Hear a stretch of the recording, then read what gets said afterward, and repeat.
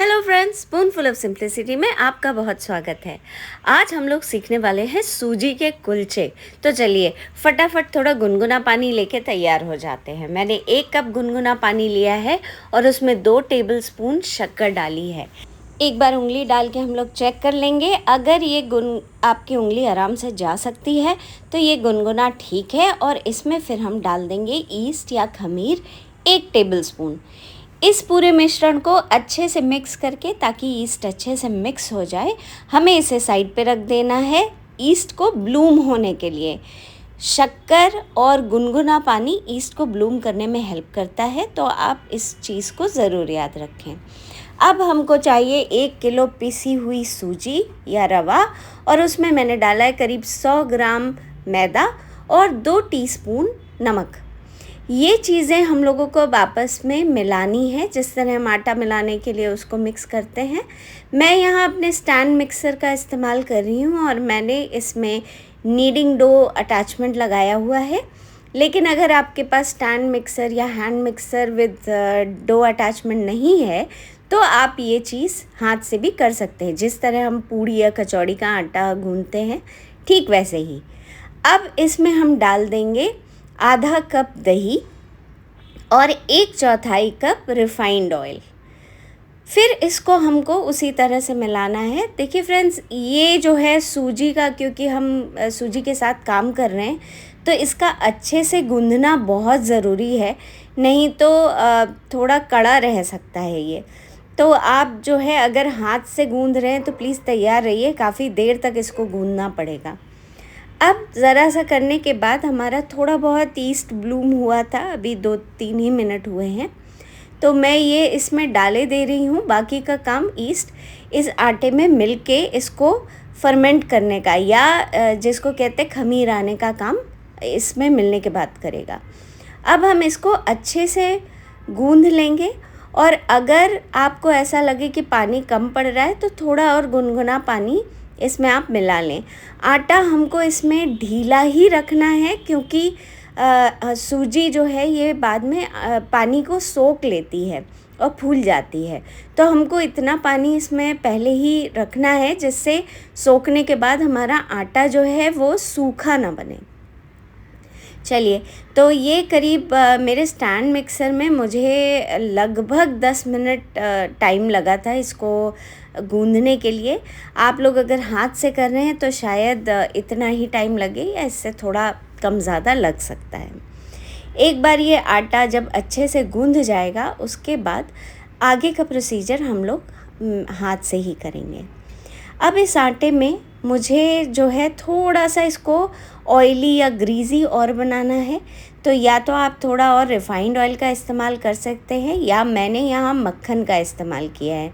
करीब 10-15 ग्राम मक्खन इनफ है इस प्रोसीजर के लिए यहाँ पे। तो मैंने वही हाथ में लेके इसको थोड़ा सा अपने हाथ से ही गूंद दिया है, और फिर अब हमको इसको रख देना है प्रूफ होने के लिए या खमीर आने के लिए। उसके लिए फ्रेंड्स, मैं एक दूसरा पतीला, बड़ा पतीला यूज़ करने वाली हूँ, और उसको मैं पहले रिफाइंड ऑयल से चारों ओर से अच्छे से ग्रीस कर दूँगी, और फिर ये आटा इसमें रख देंगे हम लोग प्रूफ होने के लिए। इसको रखने का एक छोटा सा प्रोसीजर हम लोगों को ये याद रखना है कि एक तो आटा पूरी तरह से ग्रीस्ड हो, और इस तरह से हम इसको अंदर की तरफ मोड़ के तब रखें। अब जो है इसको हमें 1 से 2 घंटे, या जब तक ये डबल साइज़ का ना हो जाए तब तक इसको प्रूफ होने के लिए एक थोड़े से गर्म जगह पे रख देना है। मैं यहाँ इसको सेलोफिन पेपर से कवर कर रही हूँ, लेकिन अगर आपके पास ये ना हो तो आप इसके ऊपर कपड़े से भी कवर कर सकते हैं, उससे कोई फ़र्क नहीं पड़ेगा। बस ये ध्यान रखना है कि जब तक डबल साइज़ ना हो जाए हम इसका अगला स्टेप ना करें।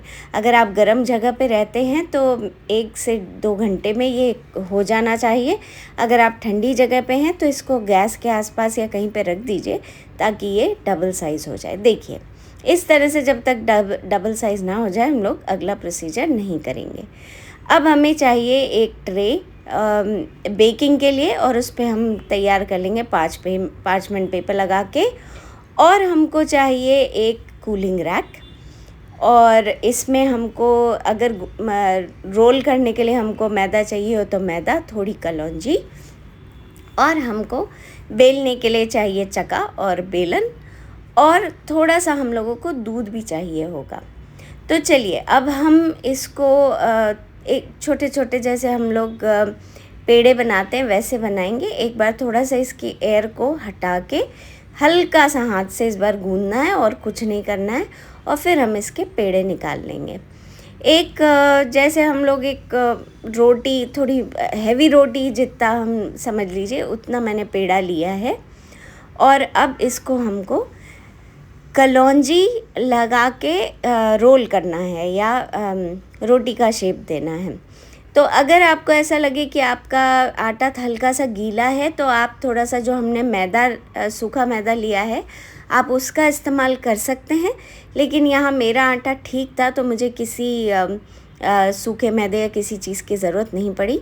मैं बेलन लेके इसको एक हल्का सा शेप दे दूँगी और फिर बस हम इसको बेकिंग के लिए रख देंगे।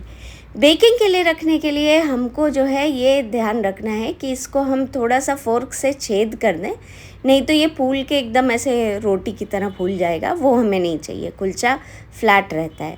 और इसमें हम थोड़ा सा दूध लगा देंगे ताकि ये सॉफ्ट रहे बेकिंग के बाद। बस इस तरह से एक या दो मैं एक बार में लगा सकती हूँ इस पार्चमेंट पेपर पे, और फिर इसको हम थोड़ी देर के लिए एक प्री हीटेड ओवन में, इसमें हमको 200 डिग्री के करीब, 200 या 220 डिग्री सेंटीग्रेड के करीब अपना प्री हीटेड ओवन चाहिए। 5 से 10 मिनट में ये बेक होके तैयार हो जाता है। जैसे ही बाहर निकले इसको फटाफट आप मक्खन लगा के ऐसे ही खा सकते हैं, या फिर बाद में आप इसको गैस के चूल्हे पे थोड़ा गर्म कर सकते हैं।